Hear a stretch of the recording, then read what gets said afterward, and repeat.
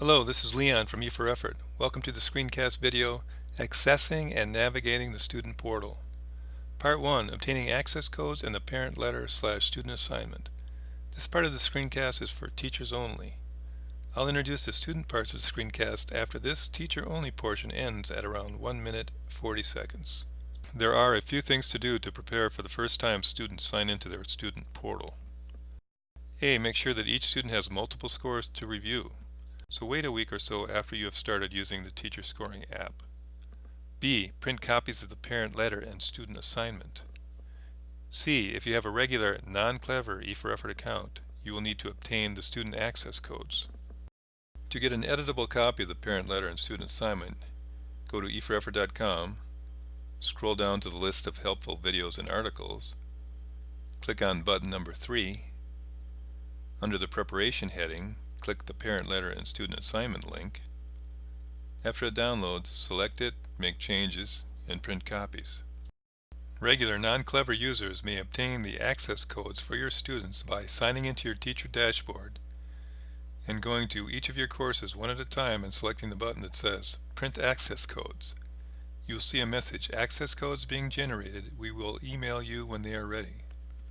Look for an email from noreply@e4effort.com and then download and print the access codes. This concludes the teacher-only portion of the screencast.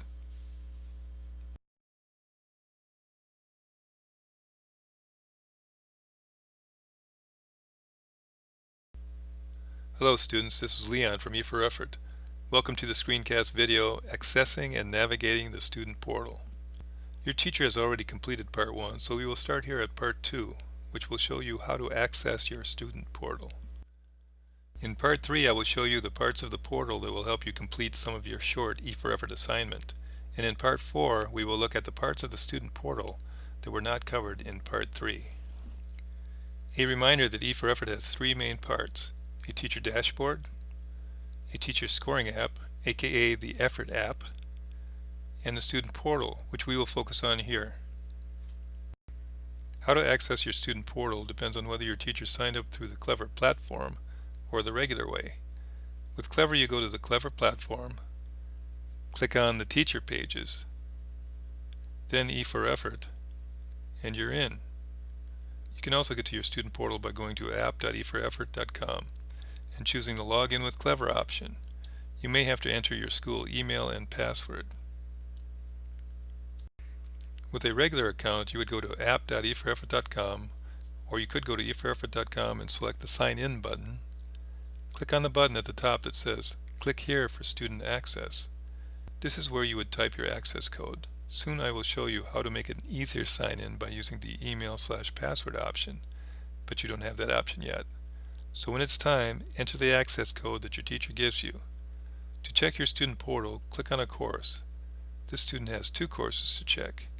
We are now ready to move on to part 3, completing a short assignment. After this screencast finishes, your teacher will give you a paper, the top of which contains information about E4Effort for you to know and to show to at least one parent or guardian.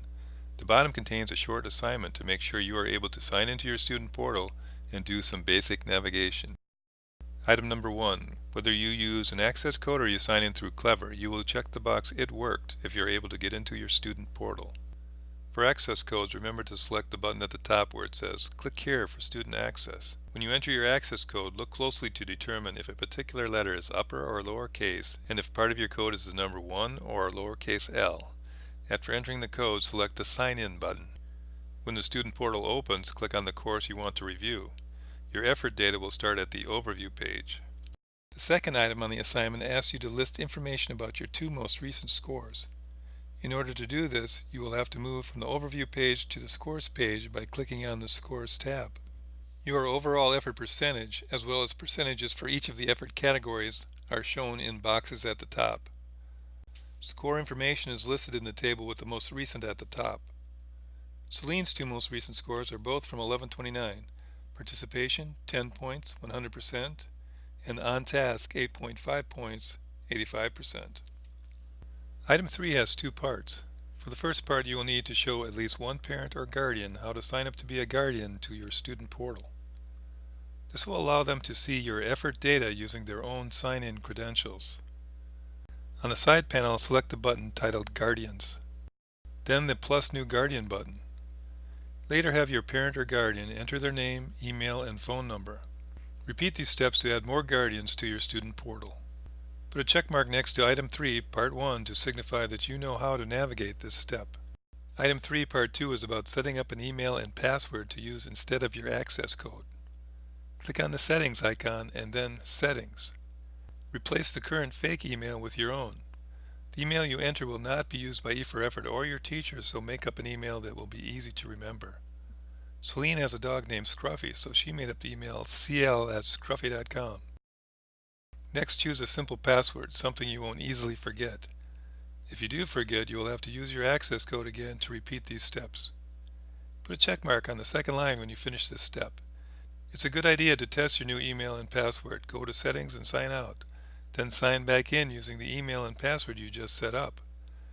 Remember to click on the window for student access and then select the email password option that is for students. When you turn your assignment into your teacher, it should look something like this. Now we are on to Part 4, navigating the rest of the student portal. In Part 3 of the video screencast introducing the E4Effort system to students, you were introduced to 3 of the 8 student portal pages. Overview, where you may view a summary of much of your effort data, Attendance, that contains information from the Ready category, and Achievements, where you may view all of the Effort Challenge badges and Effort Award badges that you have earned so far.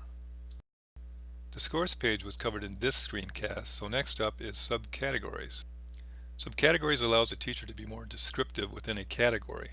For example, in the category Participation, a teacher may want to make sure that everyone has a chance to be a scorekeeper before someone has a second chance, so they create the participation subcategory Scorekeeper. A science teacher may want to know how well students stay focused during labs as compared to other assignments. So within the On Task category, they create a subcategory titled Labs. And a teacher or a school might want to emphasize particular types of behavior, so they could, for example, create the subcategory Physically Appropriate within the Behavior category. The next tab to the right is Behavior Comments. A teacher may use their smartphone, tablet, or computer to send behavior comments to your student portal. From the Effort Shares tab, you can see a graph that shows how your effort shares have grown over time.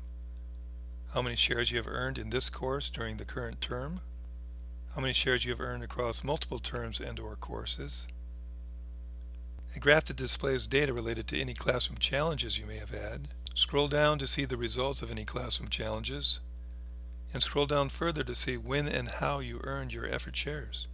I mentioned in the last video screencast some options of what effort shares could be used for. Many of you may also remember that I stated that the currency option would require more work by your teacher. There is a help article and video that summarizes the extra work your teacher will need to do titled Effort Shares and Buybacks. Our goal is to make buybacks as easy as possible for your teacher.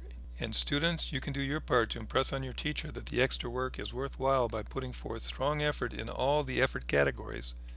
With that said, your teacher should stop the video here if the currency option is not something that will work for your class, or if your teacher has not had the time to review the article and video that summarizes how to facilitate buybacks.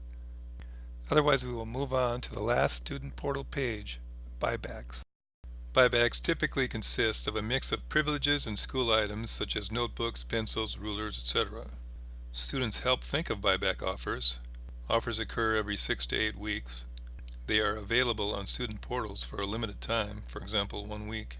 Redemptions are fulfilled the week after buybacks end. For example, if one of your redemptions was a 1/2 homework pass, you will receive your homework coupon during the week after buybacks end. Any shares not spent will be available for future buybacks. Check out how many shares you have to redeem here. I'll end this screencast by showing you a small sample of buybacks offered in other classrooms. Remember, buybacks are mainly privileges that you and your teacher come up with.